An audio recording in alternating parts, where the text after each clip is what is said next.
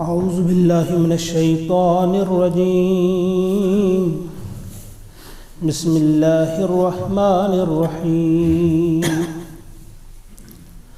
اقتلوا یوسف او اطرحوه ارضا یخل لکم وجہ ابیکم وتکونوا من بعده قوما صالحین قال قائل منهم لا تقتلوا يوسف وألقوه في غيابة الجب يلتقطه بعض السيارة إن كنتم فاعلين قالوا يا أبانا ما لك لا تأمنا على يوسف وإنا له لناصحون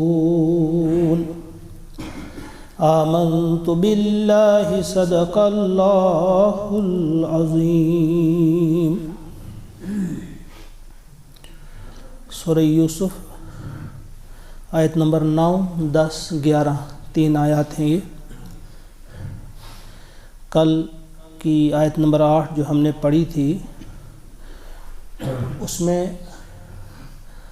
ہم نے یہ جانا تھا کہ حضرت یوسف علیہ السلام کو اپنے ابا سے دور کرنے کے لیے کون کون سی تجویزیں ہمارے سامنے آ رہی ہیں۔ تو ان کے ایک سوتیلے بھائی نے تجویز دی کہ اسے قتل کیا جائے یا پھر اسے دور کسی زمین پہ ڈال دیا جائے۔ یہ ہم آج کی آیت میں انشاءاللہ پڑھیں گے۔ کل والی آیت میں جو ہم نے پڑھا تھا وہ تھا یہ کہ جب یوسف کے بھائیوں نے کہا کہ ہمارے ابا زیادہ محبت کرتے ہم سے یوسف سے، یعنی ہمارے مقابلے میں زیادہ محبت کرتے ہیں ان سے، حالانکہ وَنَحْنُ عُصْبَةٌ، حالانکہ ہم ایک بہت بڑا جتھا ہے، عصبہ۔ اس زمانے میں کیا ہوتا تھا، یہ ہمارے ذہن میں یہ بات رہے کہ کسی بھی قبیلے کی سرداری اسی کو ملتی تھی جس کے زیادہ بیٹے ہوتے تھے۔ تو چونکہ ان کے یہ بڑے بیٹے تھے، 10 بیٹے تھے یہ بڑے،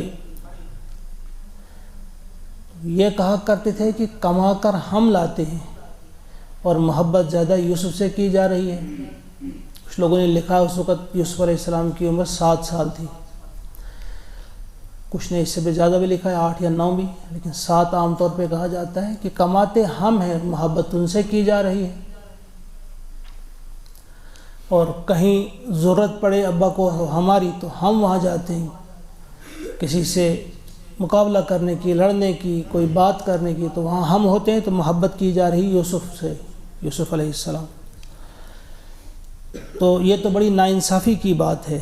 اِنَّ أَبَانَا لَفِي ضَلَالٍ مُبِينٍ، بے شک ہمارے ابا جو ہیں وہ غلطی پر ہیں، واضح غلطی پر ہیں، یہ ان کا کہنا تھا۔ اور آج والی آیت میں اب ایک تجویز ان کے سامنے آتی ہے، مشورے ہو رہے تھے، سارے بھائی بیٹھے ہوئے تھے، تو ایک بھائی نے کہا اقتلوا یوسف، مار ڈالو یوسف کو، قتل کرو یوسف کو، او اطرحوہ ارضا، دوسرے نے تجویز دی او ہوتا ہے یا، اطرحوہ پھینک آؤ اسے، ڈال دو اسے، ارضا کسی زمین پر، یخلو خالی ہو جائے، لکم تمہارے لیے، وجہ ابیکم تمہارے ابا کی توجہ، یعنی آپ یہی چاہتے ہیں کہ آپ کے ابا کی توجہ آپ کی طرف رہے، یوسف کے مقابلے میں زیادہ تم سے وہ پیار کرے۔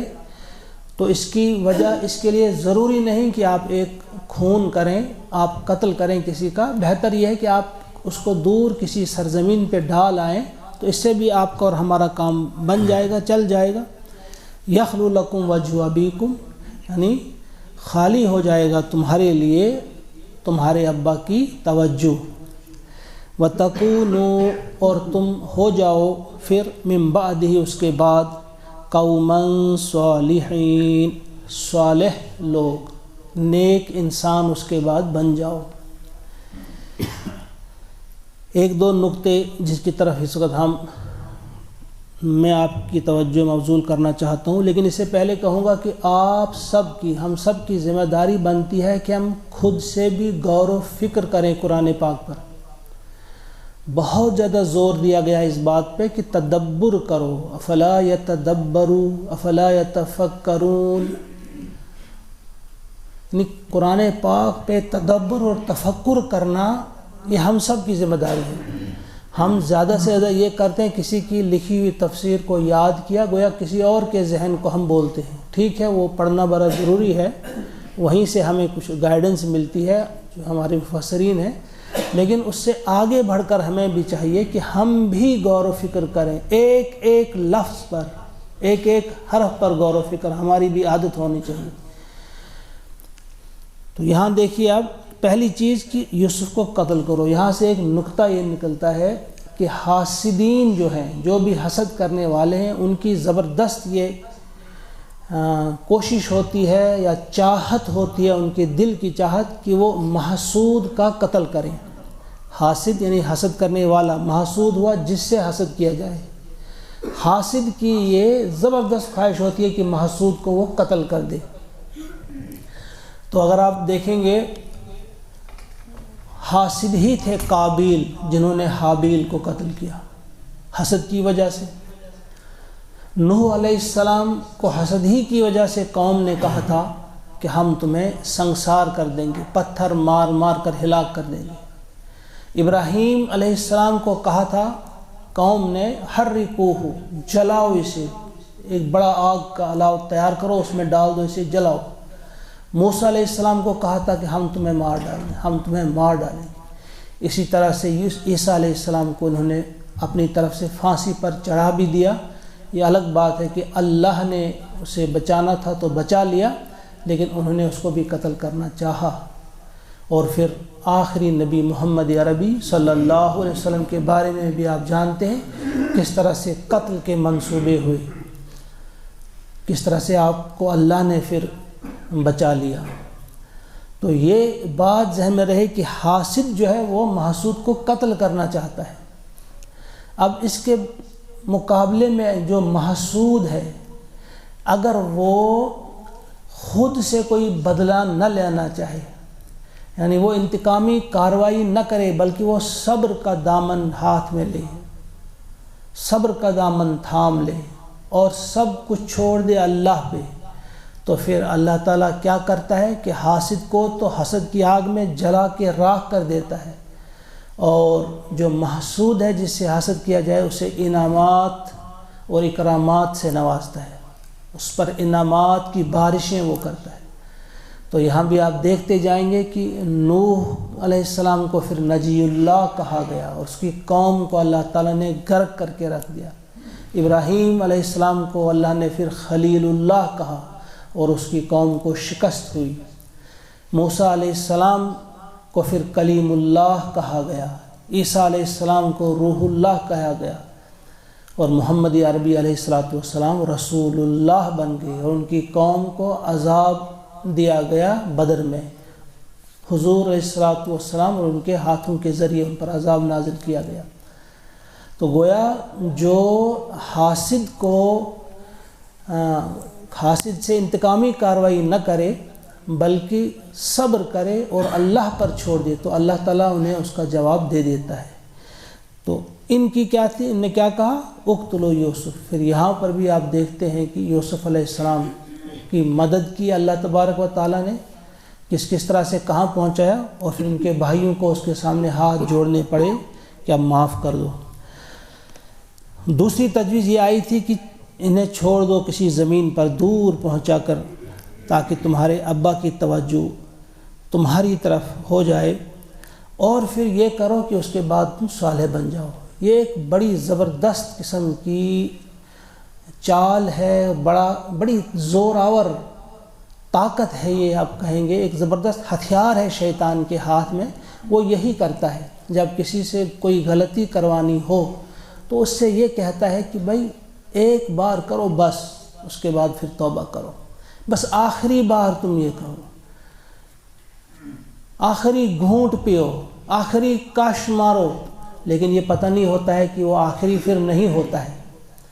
جس نے ایک بار کوئی غلطی کر دی پھر شیطان اس کا پیچھا نہیں چھوڑتا، پھر اس کا اختتام نہیں ہوتا۔ لیکن شیطان، ابلیس یا اس کے ساتھی جو ہیں، شیطان جنوں میں بھی ہے اور انسانوں میں بھی ہے، وہ چاہتے ہیں اس سے کہ بس کسی نہ کسی طرح سے اسے برائی کی طرف لے آئیں۔ وہ یہی کہتے ہیں کہ بس ایک بار۔ تو ان نے بھی کہا کہ ٹھیک ہے تم کرو یہ، لیکن اس کے بعد پھر توبہ کریں گے، چونکہ یہ نبی کی اولاد تھی، انہوں نے سنا تھا جنت اور جہنم کے بارے میں، انہیں معلوم تھا گناہ کیا ہے، ظلم کیا ہے، لہذا انہیں جو ضمیر ٹوک رہا تھا تو اس ضمیر کو خاموش کرنے کے لیے انہوں نے کہا کہ بھائی ابھی تم ٹھہرو، ہم پھر توبہ بھی کر لیں گے، گویا پھر ہم نیک بن جائیں گے۔ اسے توبہ فاسدہ کہتے ہیں۔ یہ فاسد توبہ ہوتی ہے کہ ہم یہ سوچیں کہ کر لو گناہ پھر ہم توبہ کر لیں گے۔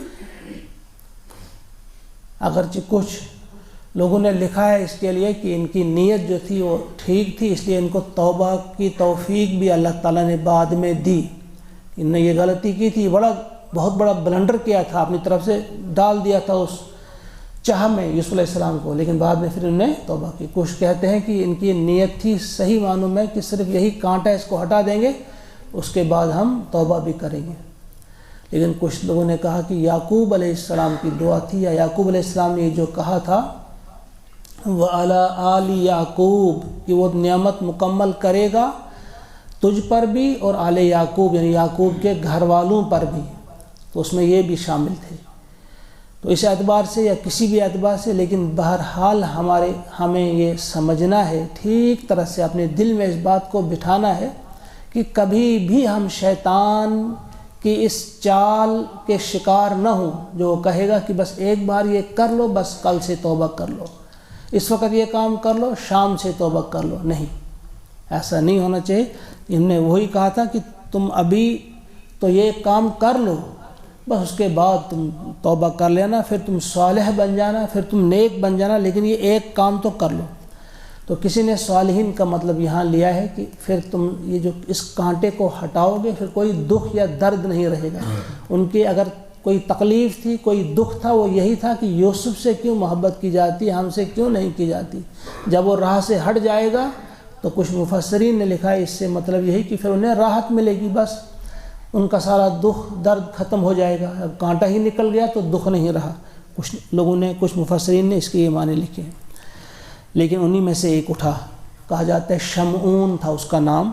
قال قائل منہم، کہا ایک کہنے والے نے ان میں سے، ایک مفسر نے لکھا اس کا نام شمعون تھا۔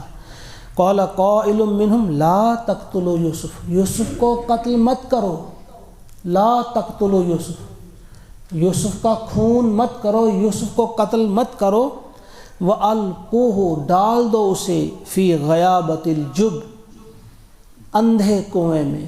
جب اس کنویں کو کہتے ہیں جو بڑا گہرا ہو، اور غیابہ کہتے ہیں جو بالکل اندھا ہو، اندھیرا جہاں پہ ہو، کافی گہرا ہو، اندھا کنواں ہو، تو اس کو آپ اس لیے قبر کو بھی غیابہ کہتے ہیں۔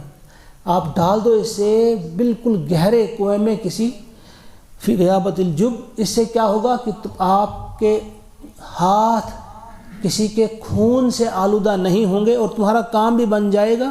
یلتقط ہو، اٹھا کر لے جائیں گے اسے، بعض السیارہ، کوئی راہ چلتا قافلہ، کوئی قافلہ یہاں سے گزرے گا، وہ اس کو لے لے گا اپنے ساتھ، اور وہ جس ملک کے بھی ہوں اپنے ملک لے جائیں گے۔ تمہارے سر کسی کا خون نہیں آئے گا، تمہارا کام بھی بنے گا۔ کیوں قتل کرنا ہے کسی کو؟ کیا کہا؟ کسی اندھے کنویں میں ڈال دو، کوئی راہ چلتا قافلہ اس کو لے جائے گا۔ ان کنتم فاعلین، اگر تم کرنے ہی والے ہو، اگر تم نے ٹھان ہی لی ہے کہ اس سے چھٹکارا پانا ہے، تو پھر ایسا کر لو کہ اسے کسی اندھے کنویں میں ڈال دو، کسی گہرے کنویں میں ڈال دو۔ ان کنتم فاعلین۔ اب مسئلہ یہ تھا کہ کہیں کیا اپنے ابا سے، کس طرح سے اس سے لیں؟ وہ تو بڑی محبت کرتا تھا ان سے، ان کو ایک لمحے کے لیے بھی اپنے آپ سے جدا نہیں کرتے تھے۔ اب یہ گئے ایک ساتھ اپنے ابا کے سامنے، کہا قالو، کہا یا ابانا، اے ہمارے ابا، ما لک لا تأمنا علی یوسف، کیا بات ہے آپ کو، کیا وجہ ہے کہ آپ بھروسہ نہیں کرتے ہم پر؟ علی یوسف، یوسف کے معاملے میں، یوسف کے معاملے میں آپ ہم پر بالکل بھروسہ نہیں کرتے۔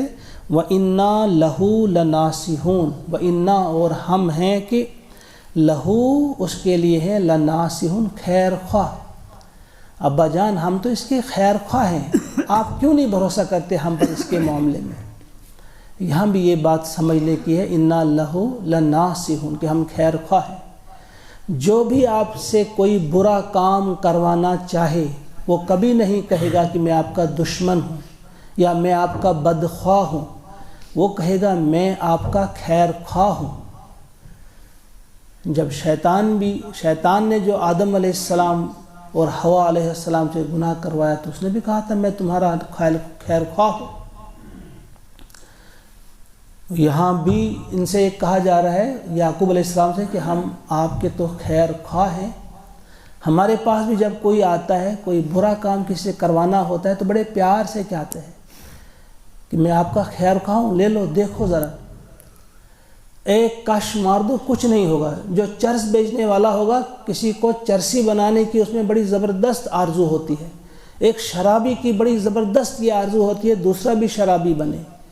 ڈرگس کرنے والا کوئی شخص جو ہے وہ دوسرے کو بھی ڈرگس کا عادی بنانے کی بھرپور کوشش کرتا ہے اور بڑے ڈھنگ سے اسے سمجھاتا ہے کہ ہمیں آپ سے محبت ہے، بھائی مار دو ایک کاش، اس سے کچھ نہیں ہوگا، دیکھ لو ذرا، مزہ کرو، کیا ہے اس میں، کچھ بھی نہیں ہوگا، دیکھو ذرا۔ لیکن یہ ایک بہت بڑا گھناؤنا عمل ہے، انتہائی گھٹیا کام ہے کہ آپ کسی کے بچے کے مستقبل کو خراب کر دیں گے، آپ کسی کے بیٹے کا نہ صرف مستقبل بلکہ اس کی سب کچھ، اس کی ساری زندگی آپ برباد کر دیں گے۔ لیکن یہ یاد رکھنا چاہیے، اگر آپ کسی کے بچے کی زندگی خراب کر دیں گے، کسی کی بھی، وہ ہندو ہو، مسلم ہو، سکھ ہو، عیسائی ہو، غیر ضروری طور آپ کسی نشے کی لت میں اسے مبتلا کریں گے، اسے خراب کر دیں گے، تو قدرت آپ سے انتقام لے گی، کیونکہ یہ قانون فطرت ہے۔ قانون شریعت میں رحم ہے لیکن قانون فطرت میں نہیں ہے۔ قانون شریعت یہ ہے کہ ایک شخص نے کسی کا قتل کیا، اب مقتول کے جو ورثاء ہیں اگر وہ چاہیں گے قاتل کو معاف بھی کر دیں گے، یا پھر ان سے خون بہا لے کر قاتل کی جان بھی بچا سکتے ہیں۔ ہاں، خون بہا لیا تو قاتل بچ گیا، لیکن یہ جو فطرت کا قانون ہے اس میں کوئی رحم نہیں۔ اگر آپ نے کسی کے بیٹے کا مستقبل خراب کر دیا تو تمہارے بیٹے کا بھی مستقبل خراب ہوگا۔ اب اگر آپ کہیں گے کہ نہیں میرا کوئی بیٹا ہی نہیں ہے، صرف بیٹیاں ہیں، تو یہ اس سے بھی زیادہ خطرناک چیز ہے، پھر آپ کے داماد کا مستقبل خراب کر دیا جائے گا، پھر آپ کی بیٹی خون کے آنسو روئے گی، کوئی آنسو پوچھنے والا نہیں ہوگا، پھر آپ کی بیٹی گھر گھر جا کر ہاتھ جوڑے گی کہ مجھے بچاؤ میرے شوہر سے، جو نشے کی حالت میں میری پٹائی بھی کرتا ہے، بچوں کی پٹائی بھی کرتا ہے، لیکن کوئی بھی اس کے آنسو پوچھنے والا نہیں ہوگا۔ اس لیے ہمیں اس بات کی طرف دھیان دینا چاہیے کہ یہ قانون فطرت ہے، اس میں کوئی رحم نہیں۔ آپ کسی کے ساتھ ظلم کریں گے تم پر ظلم ہوگا، آپ کسی کے بیٹے پر ظلم کریں گے تمہارے بیٹوں کے ساتھ ویسا ہی ہوگا، آپ کسی کی بیٹی پر ظلم کریں گے تمہاری بیٹی کے ساتھ بھی ایسا ہی ہوگا۔ تو اس نے بڑی چالاکی سے کہا تھا، بڑے حساب سے کہا تھا کہ بھائی ہم تو آپ کے بڑے خیر خواہ ہیں، تو جو ہمارے پاس بھی آتے ہیں، آپ کے پاس بھی آتے ہیں، وہ بدخواہ بن کر نہیں آتے، بڑے خیر خواہ بن کر آتے ہیں کہ ہاں ہم تو بڑے چاہنے والے ہیں، بس آپ اتنا کرو، آپ ہمارے ساتھ بھیج دو، کل ہم آگے کریں گے انشاءاللہ، پڑھیں گے یہاں سے آگے کہ پھر کیا کس کس قسم کے الفاظ وہ انہوں نے استعمال کیے کہ یعقوب علیہ السلام مجبور ہو گئے ان کے ساتھ اپنے بیٹے کو دینے میں۔ بہرحال اللہ تعالیٰ سے دعا ہے کہ وہ ہم سب کو توفیق عطا فرمائے کہ ان آیات پہ ہم غور و فکر کریں، ہم میں سے ہر شخص ایک ایک لفظ پر غور و فکر کرے۔ یہ ایک سمندر ہے، یہ ایک سمندر ہے، اس میں آپ جتنے تو غوطہ زن ہوں گے اس میں، تو یہاں سے موتی اور مونگے نکلیں گے قیامت تک۔